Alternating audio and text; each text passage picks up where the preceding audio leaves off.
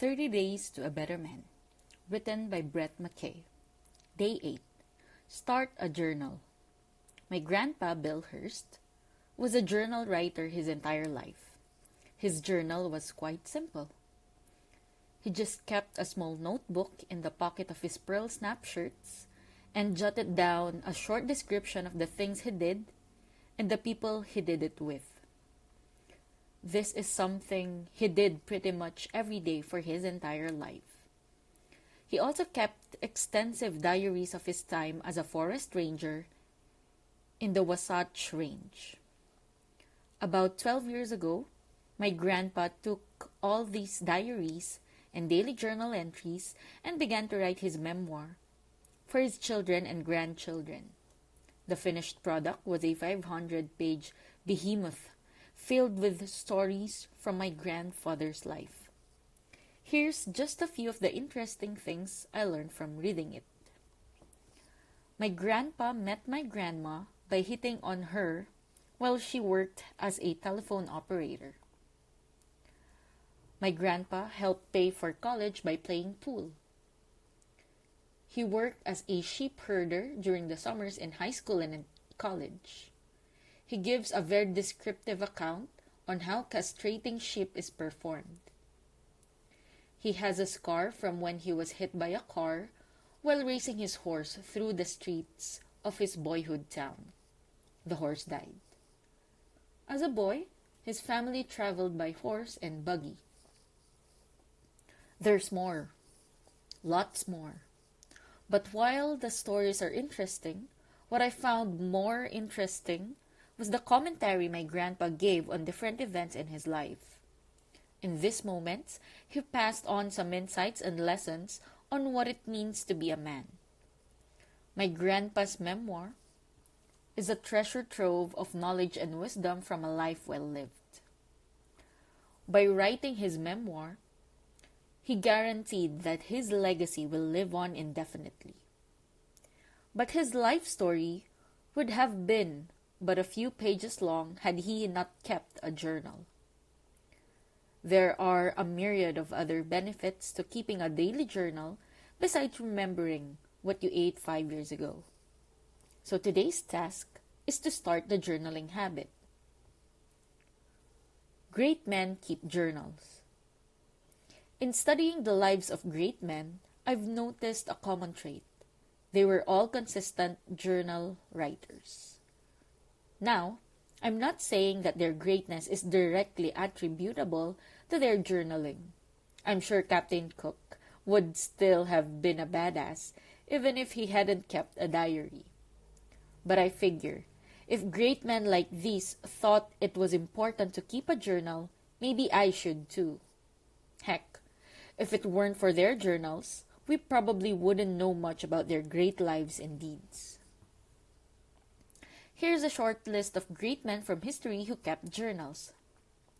Theodore Roosevelt, Thomas Jefferson, Charles Darwin, Benjamin Franklin, Lewis and Clark, Andrew Carnegie, Ralph Waldo Emerson, Captain Cook, Winston Churchill, Sir Edmund Hillary, Sir Ernest Henry Shackleton, Doogie Howser, MD. I could go on, but I think you get the idea. Why keep a journal? Number 1. Your children and grandchildren will want to read it. I know it's hard to believe right now. Your life probably seems quite ordinary and of little interest to anyone else. And every generation believes that life will pretty much continue on like it is now. When your great-grandpa was kicking it in the 1920s, he thought to himself, who would want to read about this newfangled radio or how I get my food out of an ice box? Pfft, that's boring stuff. But it's not boring anymore to this generation. Such a peek at the olden days is fascinating. And so it is with you. When your grandkids are talking to people via hologram, They are going to be absolutely fascinated by your impressions of those ancient things like cell phones. And unfortunately, they're not going to be curious about it until they get into their 20s, realize you're going to die, and start asking you questions. Trust me, while you think that you'll be able to remember everything just as clearly in the future, you won't. Remember when you were a kid and you thought your experiences would be easily recalled at age 30? Now, what do you remember from those days besides the time a dog bit you in the face? As each year passes, the pixels of our memories burn out and a haze sets in. By age 80, you'll only remember the faintest outlines of the big things that happened to you. But the stuff that's really interesting is often the little, seemingly mundane details of life. What was a man's daily routine like in 2009? Of course, the whippersnappers will ask you about the big stuff too. Where were you when you found out about the attacks on the World Trade Center? And what did you think about the election of Barack Obama? Your journals will give them the answers they'll be looking for and will bring you closer. And who knows, maybe the whole world might be interested in your musings someday. You may not think so now, but how many famous men knew that they would be famous before they actually burst onto the scene? And how many men were ignored in their lifetime, only to be celebrated after their death? Number 2, it can bring you to your senses. Have you ever struggled with a choice, thought about it long and hard, made a decision, but then sometime later started to regret it? Have you ever gotten into a rut from which you can't seem to find a way out? A journal can aid you in these dilemmas. When you make a decision, you can write down all the reasons you have for coming to that conclusion. Then, after time passes, and you start doubting that choice, you can look back, remind yourself of why you made that decision in the first place, and feel reassured in pressing on. Or, if you're in a depressed funk and don't know how to extract yourself from it, you can look back through your journal to find the times when you were happiest. Old journal entries can help you rediscover the kinds of changes you need to make to get your life back on track. Or you can look back at your journal and how you used to operate 5 years ago and think, I never want to be that man again. What was I thinking? A journal is basically a chance for your past self to lend counsel to your present self.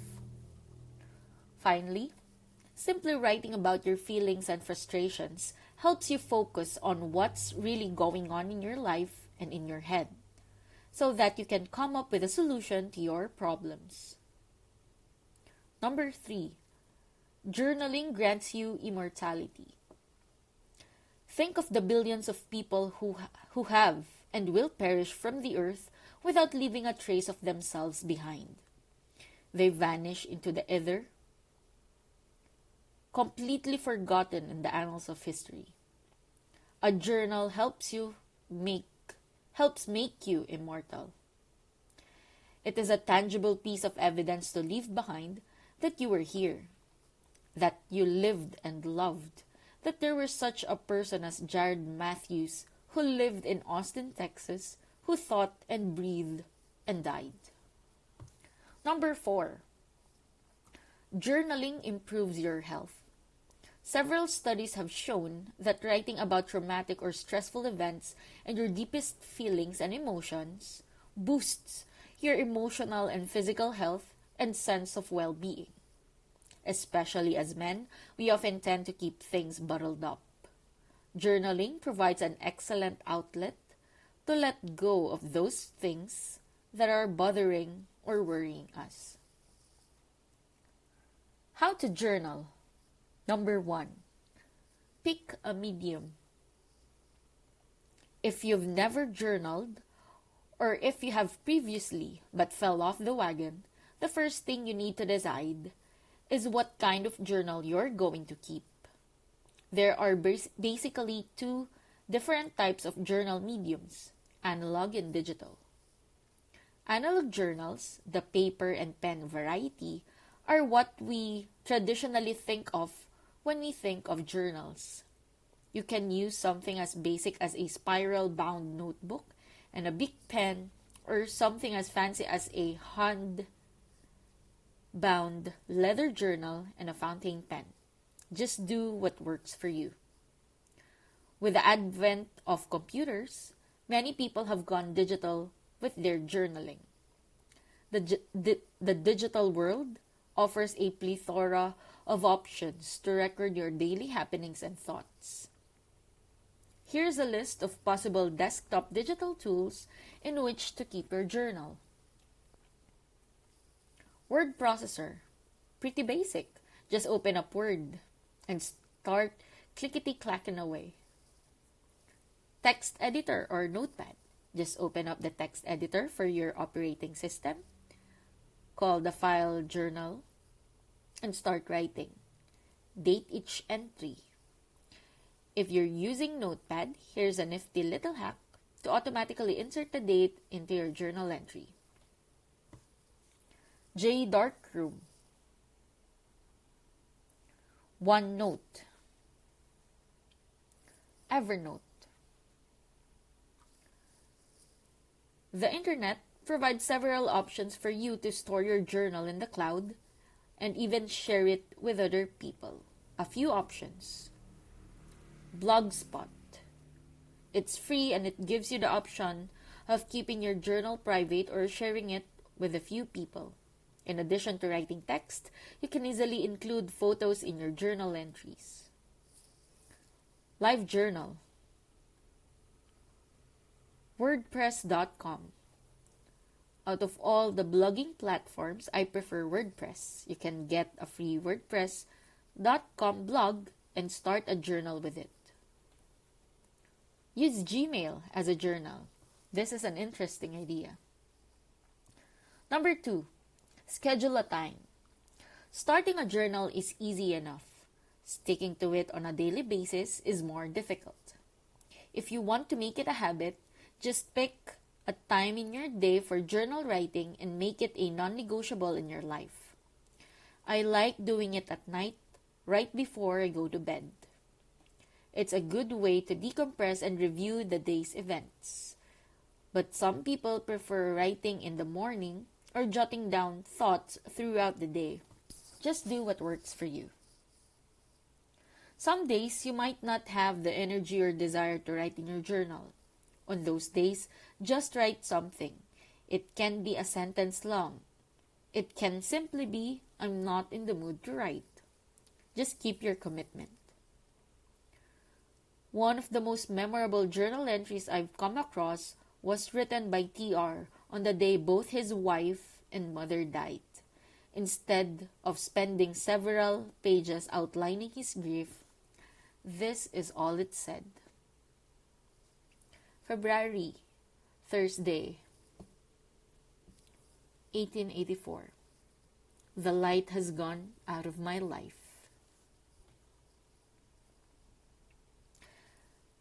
What to write about?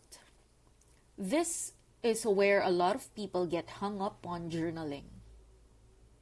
They feel like they don't have anything to write about, so they end up not writing at all. There are hundreds of books that give you suggestions of what to write about in your journal. Usually, they're cheesy and inane things, like, if you were a cloud, what shape would you be? Just write about your day. No need to get fancy with those cute little journal prompts. Some days might be pretty routine, but other days you might be feeling philosophical or have a problem that will require you to write more in-depth entries. Just write what comes naturally to you on a day. And as we mentioned above, while you might think your life is boring, your great-grandkids won't. They'll be just as fascinated about you driving a car that runs on gasoline as you are about your great grandpa driving a horse and a buggy. If your life really is boring, perhaps keeping a journal will give you an incentive to take on more adventures so you have something to write about.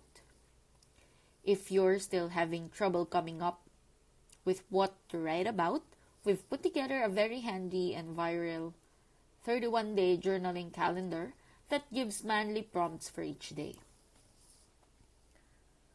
Today's task: start a journal. It's time to get started. Pick your medium and begin. If you already have a journal but haven't written in it in a while, write an entry today. And if you're one of those few consistent journalers out there, bully for you. Keep up the good work and use today's journal entry to give yourself a pat on the back. 30 Days to a Better Man, written by MCKAY.